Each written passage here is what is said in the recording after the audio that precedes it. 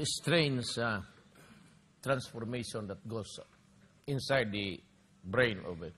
Lalo na yung mga tao ma-elect as mayor, congressman, senador.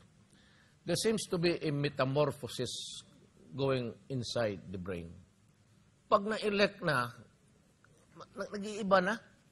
Kala mo, sino na, tapos, box with the Trillanes. Parang may mansanas dito sa kilikili. Big deal. Tapos kung magsalita, imagine what happened to Reyes, General Reyes. General.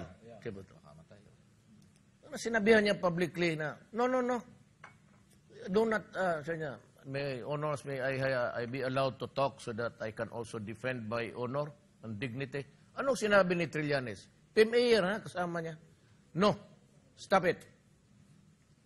You do not have any dignity. You answer the question. Ito sa mama, nagpakamatay sa hiya. And what's involved?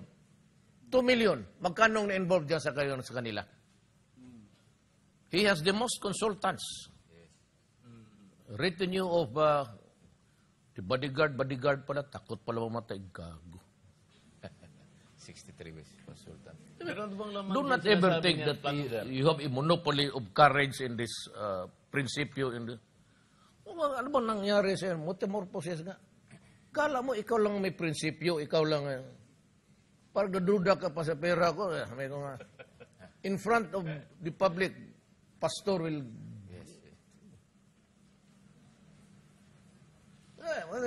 Ano ka, ang sakyan ko jet.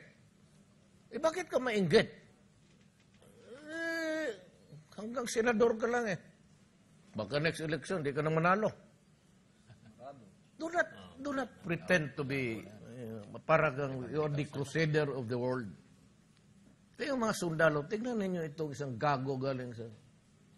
Nakalimutan ng ulol na to, na tayo ang nagbayad sa pag-aral niya sa PMA.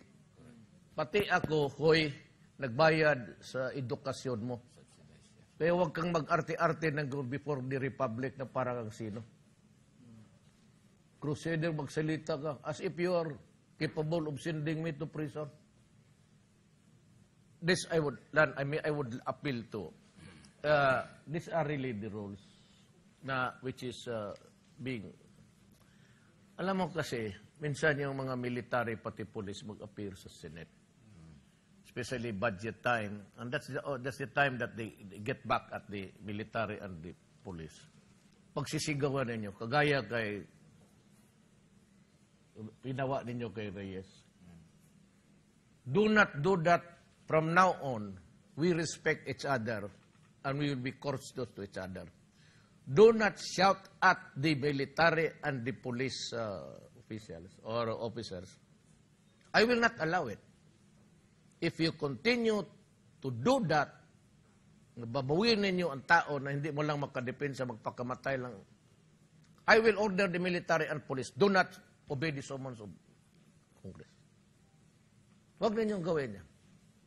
You address them with respect because they are dying for our country. Kita mo naman sa mama sa paano. Do not do that. Because I was once a congressman at ganun talaga ang tratamento pag nandyan na. They play around with the poor souls there. Ito lang magawa kasi yung pagalitan. Lumaban ka kasi doon sa Congress. Tignan mo, hindi na tayo nakawa naman. No. I will not allow it. If you do that, tawagan ko, umalis ka dyan.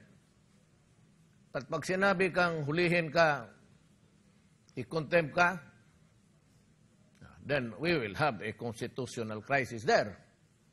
Bahala kayo. Ayaw ko yung babuyin ninyo yung, maski yung mga direktor, wag ninyong babuyin yung ganun. As if you order, just imagine, you are not entitled to, you have no honor, you have no dignity. Anong klase ka? Ganunin mo? Military ka ba kaya? Ganunin mo yung mga military from henceforth. Sige. Hamunin kita. There will be budget hearing somewhere. Somehow. You do that. Makatikim talaga. Then do you create a constitutional crisis there? Sabihin ko talaga sa military pati police, huwag kayo pumunta doon. Pag ganyan lang ang binababoy kayo, stay put. Now, if we agree with each other to respect and be courteous and civil about this whole thing, because nothing is added to your face, Trillanes.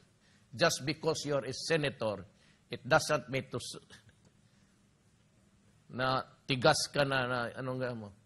Kita mo ito, tumatakbo ng Vice President, sos como presidente ito. Ito ang diktador na walang hiya. Kaya lang, I was one of those nagbigay ng sa kita, what was being talked? 2 billion. Magkano wala sa bulsa pupunta? Billion?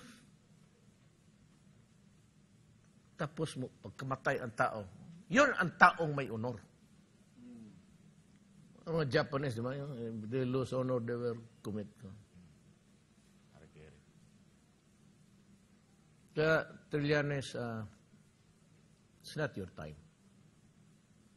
It's not your time. Do not stress it beyond normal proportion. You just don't know kung ilan ang nagalit sa iyo dyan. I know because I talked to some justices and I talked to some generals. Akala mo idol kanila after what you did and the kind of behavior you have. And I advise them, pati yung mga, pati yung mga directors, wag ninyong sigaw-sigawan. Do it as if you are every answer that is given to you, you are irritated. Ganun mo yung mga, sabihin ko, huwag kayo pumunta doon.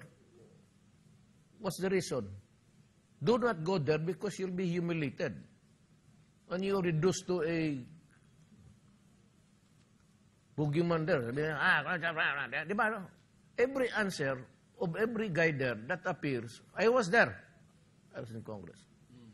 Seems that every answer to your question, you appear to be irritated. Eh kung mainit ang ulo mo, kung minopos ka na, wag umalis ka dyan. Bakit?